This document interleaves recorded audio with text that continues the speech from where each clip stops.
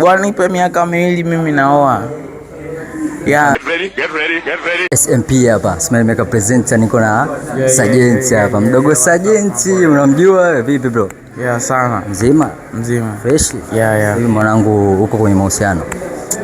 Mimi sitaki mahusiano. Utakufa vibaya wewe na kuhurumia. No. Mimi nataka bora ni miaka isogee tu. Ni wenzangu, maana sasa hivi ndio hivyo, nitaka kuoa serikali itaniingilia kati. Okay. Ila mimi sitaki mapenzi ya vichochoroni bro. Si unanielewa? Yeah. Wanipe miaka miwili mimi naoa. Yeah. Ni sahihi kumhudumia mwanamke ambaye hujamuoa? Kwa mimi sijawahi. Acha, usituharibie mood. Sijawahi kumhudumia mwanamke. Sijui waga, sina bahati hiyo ya kumhudumia mwanamke, lakini sijawahi kupata bahati ya kumhudumia mwanamke. Yeah.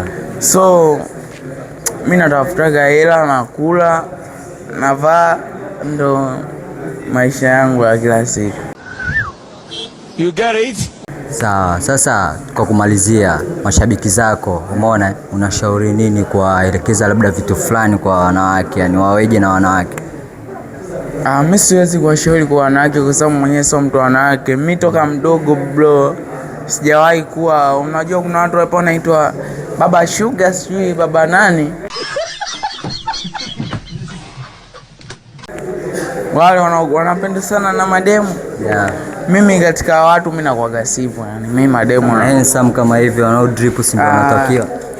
Mimi sijui inakuwa na bahati gani. Mimi labda niko tofauti na wenzangu. Yeah. Basi poa bro, umetisha. Utana kwenye comment hapo.